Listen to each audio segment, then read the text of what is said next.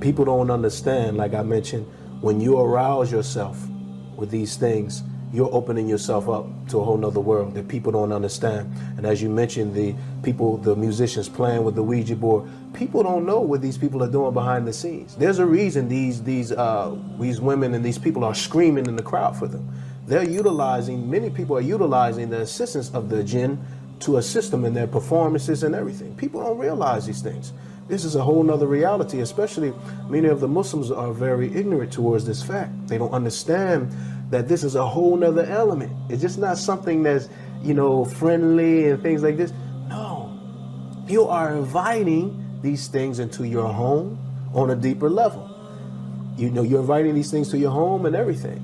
So when you're talking about the jinn and these things like this, I'll give an example from a personal experience.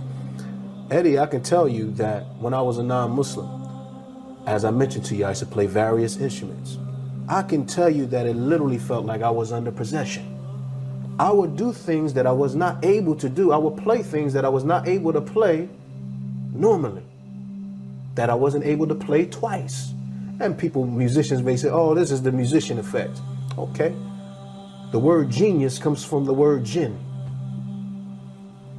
So me and a brother in Egypt, I remember we were having this conversation. He's a brother that knew Jimi Hendrix. He knew a lot of people. He's an old school musician. And he said, me and him were playing around talking about the word genius and stuff like this. He said, when we think about the word genius, we used to think about that person has that jinn. He got that jinn. Reflect on this. People like Jimi Hendrix, and he was not able to play without being under a substance, without being high. So we know, even from a scholarly point of view, what do the scholars mention about people that get high and things like this? You make yourself open to what? The jinn. Every musician that is on the highest level, think about it. Many of them are doing drugs and alcohol to get them to that level. You can't escape it.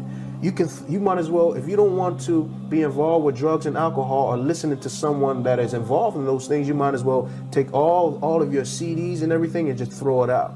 Because this is what the people that you're listening to, this is what they're involved in, many of them. Mm-hmm. Getting high, alcohol, and as you mentioned, Islam clearly clarifies and makes clear the position on those things. So, and when we're talking about soul music, have people listened to these terms? Soul music. This is something coming from someone's soul. So what state is that person in when they're relaying those lyrics to you? Or when they were singing that song, what state was the soul in? Because you may start to feel the way that person was feeling. You understand? This is a serious thing. Mm-hmm. This is a spiritual thing you're talking about. That's why they know it. They call it soul music. Yeah. They throw terms out. This is magic in the making. Okay, what magic are you talking about? The heart itself is searching for the truth, sometimes without the individual realizing it. But what happens is that we become so busy, and I was just having this conversation with another brother about how Shaitan makes us so busy in our lives, whether it be with music, once again, movies, you're watching, people that are glued to the TV, literally becoming a zombie. We become so busy in our lifestyle that we don't realize the heart is literally screaming out. It's screaming for guidance. So the difference between my heart then and now is no comparison. I'm telling you, like anyone that knew me before and knows me now, they see a big difference, and this is not to brag about myself or anything, but this is the calmness and the peace that I have with Allah subhanahu wa ta'ala today. It's a big difference, and I can't say enough to be grateful, I can't say enough to thank Allah, honestly, man. I mean, I think about it every day, how Allah literally took me away from that environment I was around. Literally, if I wanted to right now, I'm someone that can go right back to what I was doing again, and literally with all this technology today, and make millions of dollars without a record label, It's and just talking about how it's so much easier to do those things. But I know in my heart, those things are temporary enjoyments, and they're going to do nothing but destroy me. It's as simple as that. To simplify, it's going to absolutely destroy me. And that's what I was on, a path of destruction, without a doubt. Without a doubt. the statement of Ibn al-Qayyim Jawziyah, rahimahullah. He mentioned that the Quran and music can't be in the same heart at the same time. You can't love music and love the Quran at the same time. They're going to be at war with one another. So, you know, it's definitely a hindrance. You know, a person may not feel the same when they're reciting in the salah. It's a big difference. You know, it may make you hate listening to lectures and things like that. A person that's addicted to music, you know, when that person is dying, they may be singing a song instead of reciting the kalima.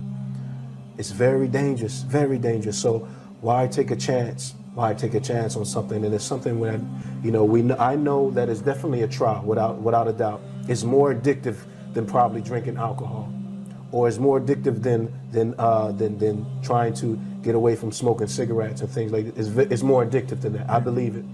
So it's a step-by-step process. No one's going to probably get rid of it all all at once, but take the steps necessary. Show Allah that that you're at least taking the steps. Allah is most forgiving, most merciful. So and most importantly, I would say with that is to ask Allah to assist us when we have those addictions. Just ask Allah, ask your Creator to assist you. Ask Allah for guidance. Even if we're a non-Muslim, for example, the best thing we can do is ask the Creator of the heavens and earth. Even if you don't believe that the Creator exists, say, "Oh God, guide me to that way which you are pleased with. Guide me to your way." Without a doubt, Allah is going to guide you to Islam. The Creator is going to guide you to Islam. If that person sincerely asks the Creator of the heavens and earth to guide them, He will guide them. So likewise, if a person sincerely asks Allah to guide them away from music, they will, without a doubt, Allah will assist them. Allah will show them a better way. In this society, being a virgin is frowned upon. Why?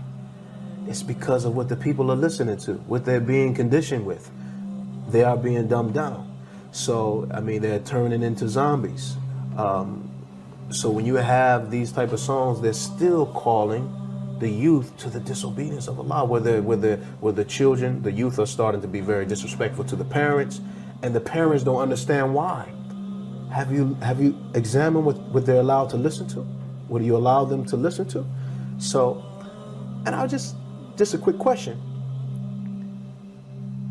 and everyone has the question this: if you listen to music, if a person listens to music, ask them, how many verses of the Quran have they memorized? Is the Quran difficult for them to memorize? If so, then you know why. I met people in Egypt, Brother Eddie, and there was a brother listening to music. He was addicted to it. I saw he was addicted to it, and I asked him how many verses of the Quran had he memorized, how many surahs he had memorized. And keep in mind that you have many people that have memorized the Quran in Egypt. This brother had memorized 4 surahs his whole life. And he told me, I said, have you been listening to music since you were a child? He said, yes, I've been listening to it, and he said, I'm addicted to it. I said, this is the reason. This is the reason. So anyone that has that same problem, just look at the opposite, the Quran, and see how much time you spend with the Quran, and you'll see that Shaitan is trying to take you away from Allah.